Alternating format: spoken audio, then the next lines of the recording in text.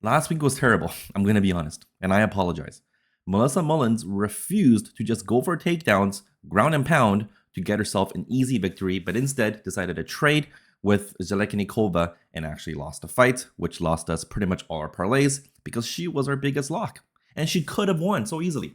Anyways, this week we are going to rebound because we still did really good with the overs last week. And I feel like this week we have some very, very good overs as well and some pretty obvious money lines to kind of boost our parlays. Let's go. Starting with the early prelims, we got Nico Price fighting Jacoby Smith, and I got nothing to say here. He's minus 2,000, which obviously means that Jacoby Smith should have a pretty easy night with Nico Price. Nico Price has been in the game for a very long time. He's been through some battles. His chin is not very reliable, and Jacoby Smith is a beast. So if we are going to play this fight at all, we've got to kind of tweak it so that we avoid the minus 2,000. And I think the best play here is to pick Jacoby Smith by KO or TKO. Pair that with an under 2.5 because I think this one could be over relatively quickly.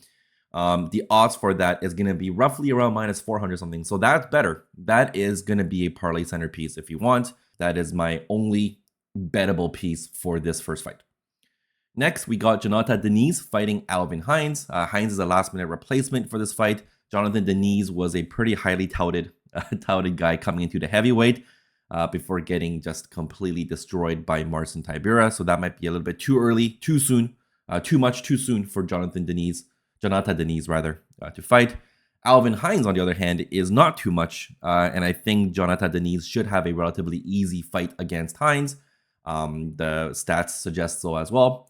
So I think it's a bit tough to predict, whether this fight finishes or not. I need under 2.5 is not bad, but I think the best play here would be Denise by KO or decision, or just Denise money line at minus 300 is not terrible as well. And yeah, that would be, again, not a lock, but a very strong bet for this card. Next, we have Cedric Dumas fighting Jackson McVeigh. And this is one of those fights where you probably want to avoid. If you do really want to bet on this, I feel like, putting a bid on Jackson McVeigh at minus 135 is not terrible, considering that, Cedric Dumas, it just isn't that good of a fighter, doesn't have many ways to win. And that is it for the early prelims. Next, we got the prelims, starting off with Terrence McKinney fighting Vyacheslav Borshev. McKinney has 23 professional fights, all of which have ended before the judges' scorecard. He has 11 UFC fights, which also never saw the judges' scorecard. So that dude never goes to decision. And that probably isn't going to change this time fighting against Vyacheslav Borshev. He's a world-renowned kickboxer, but he got knocked down by Chase Hooper. Right? What's up with that? He fought as a huge, favorite against James Lontop and won by split decision. Right? So Terrence McKinney, we know he packs the heat, right? He brings a lot of heat to his fights. He also takes a lot of damage. So he dishes out damage. He also takes damage, both of which are good recipes for right under 2.5. The odds aren't that great at minus 500 something. So if you don't want to include that in your parlays because you don't want to sit there and hope for a finish for just minus 500 price, I get that. I'm on the same boat with you. McKinney money line with under 2.5 obviously sweetens that deal a lot, but I don't know. Would you really be confident in Terrence McKinney at this point? He's taking so much damage. His chin is just so fragile. So under 2.5 is the only safe bet, I think, for this fight. Next, we got Vivian Araujo fighting Tracy Cortez. This is going to be a pretty boring fight. I think Tracy Cortez will dictate the fight with her superior kickboxing and her superior gas tank because of her age. Viviane Araujo did beat her last opponent, Karine Silva, as a pretty big underdog at plus 260. So, but that's because Silva literally gassed out in the third round and just laid there and got pummeled. So that's a bad look, right? And so she lost, I think, a split or a close unanimous decision. But I don't think Tracy Cortez will, make the same mistake as Silva.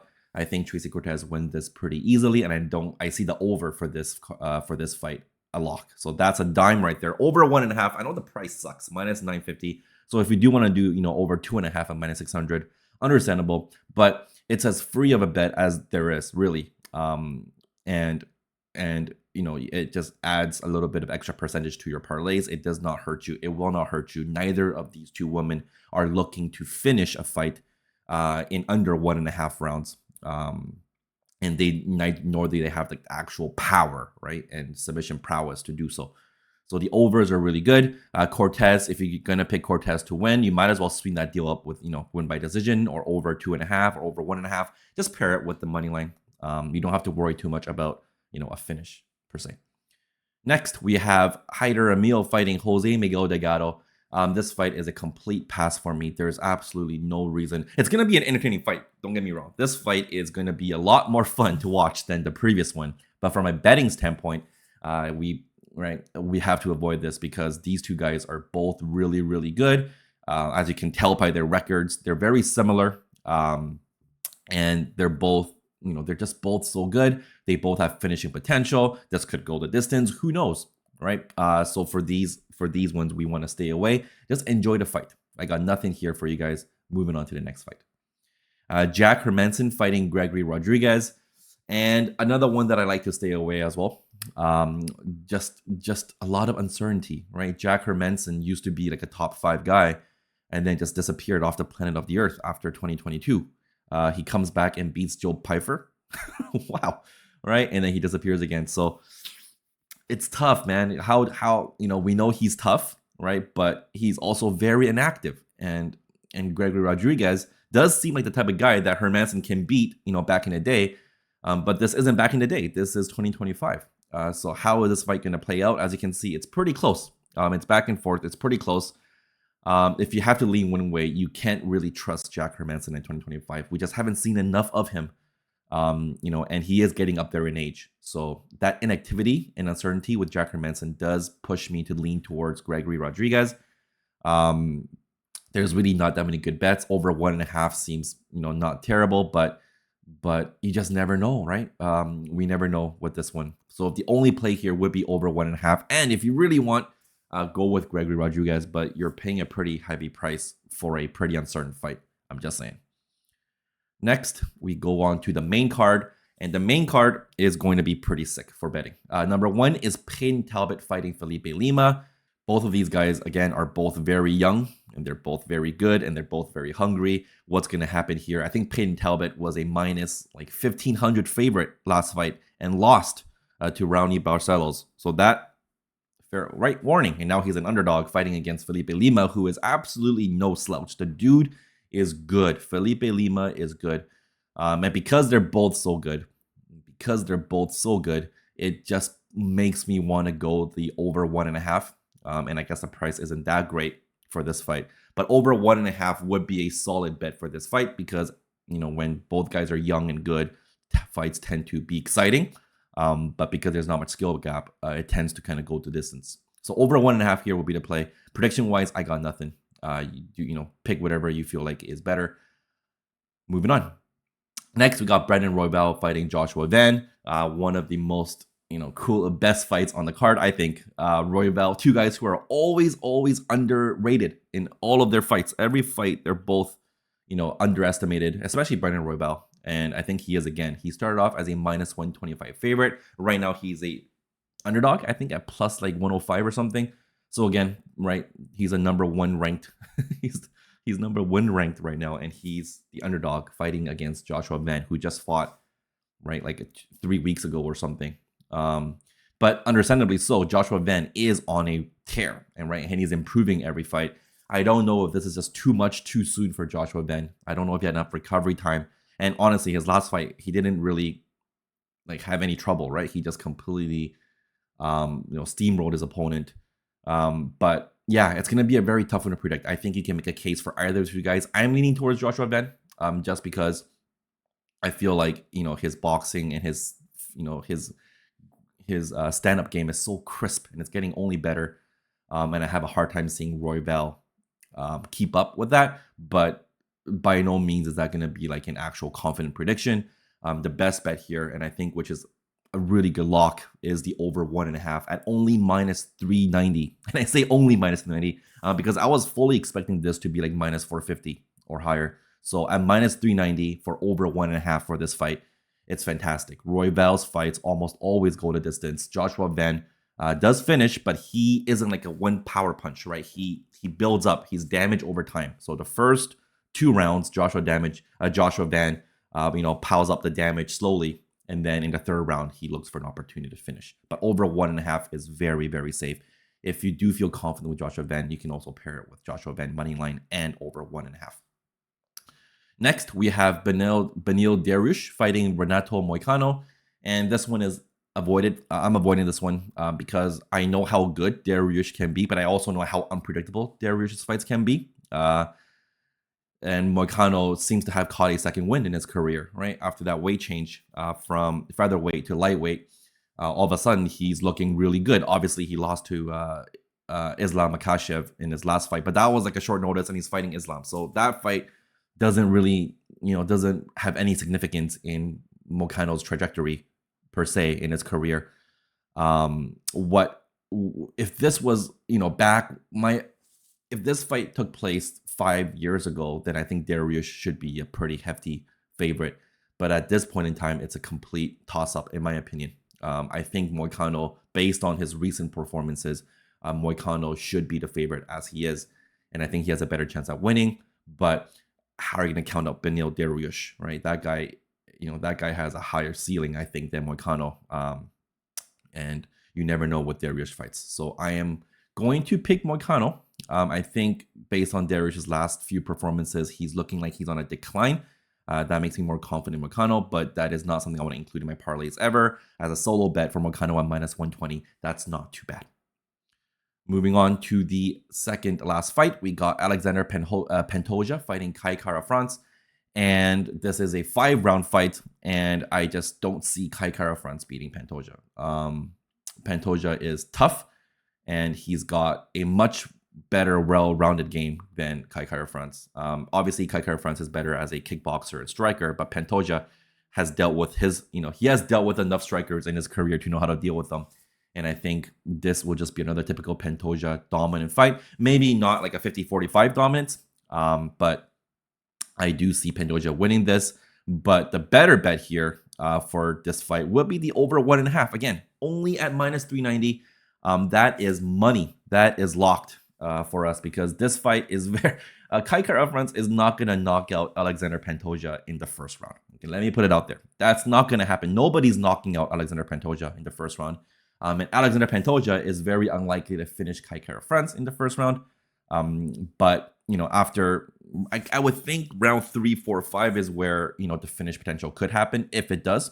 But over 1.5 is super safe. Over 2.5, I think, is really safe. And if you're going to pick Pantoja to win, you can pair it with like an over 2.5 or something just to sweeten the deal a bit.